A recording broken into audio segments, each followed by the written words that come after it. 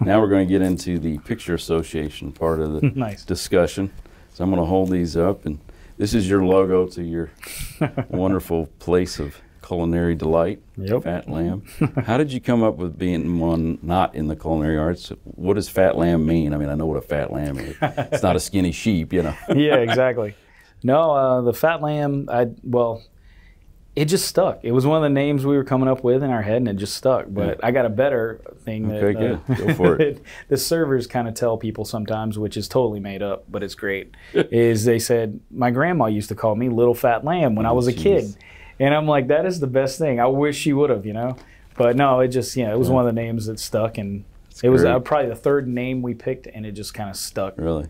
So, and then after that, we came up with about 600 other names, and of course always went back to the Fat Lamb. Yeah, so that's a great name. Here's the outdoor patio.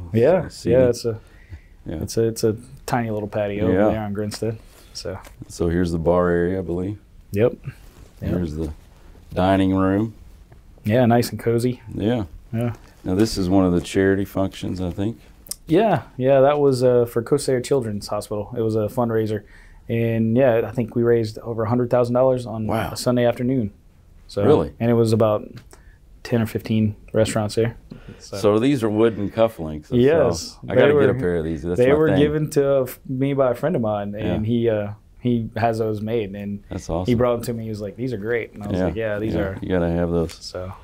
So how did you come up with the name Portage House? I actually bought Portage House. That's correct. As Portage House. But I dig it. I've always dug the name, and I thought it made a lot of sense. But you know, portage means to carry something from like across a peninsula or a river, and we're right there by the river. So you know. How many people can the building hold? About 100. I was going to say, it looks like was it a single family home at one time? It was, and it was built in 1903. 1903. Yeah. Did you do a lot of work when you took it over? I had to change a little bit of stuff, but they did a whole lot of stuff when they bought it the first time. And, you know, we revamped the menu. And, yeah, exactly. You don't have to do that. Exactly. Pour it into the menu. There you are, looking ready, gunslinger, getting ready to that's me, cook up something. That's a long time ago. Yeah. Here's another one. But yeah, that's me. There you go, Alexander. So yeah. And here you are, cooking up something. Yeah, I was making gnocchi there, gnocchi at a friend of mine's house, and she writes for the Courier Journal, and she was like, "Hey, come on over and see if you can do some gnocchi." Here's the motley crew. So, yeah. That's our first crew at the Lamb. So that's great, man. Appreciate that. And this is I don't know if you have a nickname for this, but I know that you got to really not worry about it going to see the doctor. I know. I tell people what my favorite thing on the menu is of the Lamb, and I say that's the double cheeseburger. It's just a double. Man, I may have to stop there, man.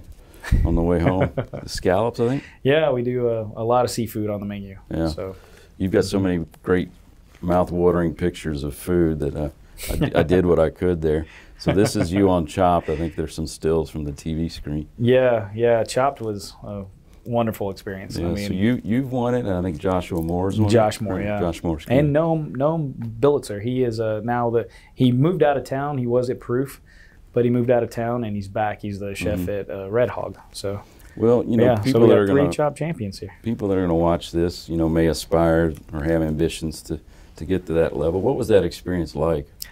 It was so much fun. I mean, it was a tough experience getting there, just because you have to do all these interviews, and you know, you got a Skype interview like 3 or 4 times. They come to the restaurant, they film you cooking, they film you, your guests. One time they just showed up on like a Friday night and didn't tell me they were coming, and stick things on the door saying Food Network filming in progress, and run in while you're working, and it's a surprise every day. Yeah. But then you get on the show, and the most daunting thing is that first round. You have 15 minutes to make an appetizer. You're right next to all these other chefs. You've never worked in this kitchen before. You have cameras in your face. You have, a mystery basket that you don't know anything about. And then they give you the ingredients and basically say, make this taste good. They're like, hey, let's open the basket and go. Jeez. And that's what you do.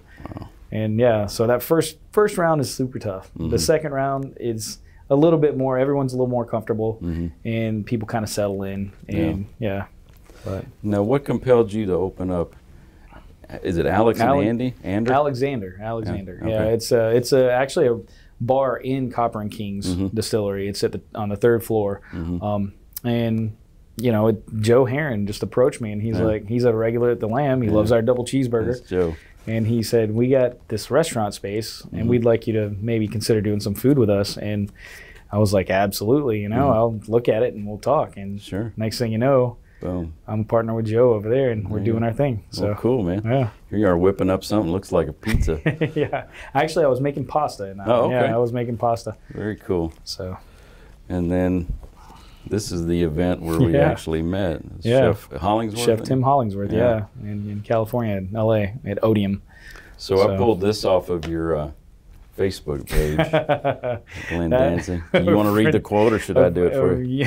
You want me to do it? You can do it. All right. So it says, if you've never been to Waffle House, it's like a gas station bathroom that serves waffles. It kind of is. It kind of is. I mean, they hit it on the head with that design. Yeah. So here you are with the late Anthony Bourdain. Yep. And your wife, Laura. That was a little private meet and greet in the back. We were all in the back in the green room at the Kentucky Center. Him and Eric Repair were there, and a friend of mine said, "Hey, I want you to meet these guys," and he brought me down, and I was like, "Whoa, they're right there hanging out," and it was great. We talked for about 10 minutes or something. They were sipping bourbon out a little. Did you get to spend much time with him to get a sense of what he was like? Yeah, a few minutes. I mean, it was, you know, one of those things where you talk to someone and you kind of get a gist of how he is. And, you know, Eric Repair was my favorite one out of the two. But Anthony Bourdain, I mean, he's obviously a legend, and he did so much for the culinary scene that it's unbelievable. Wow.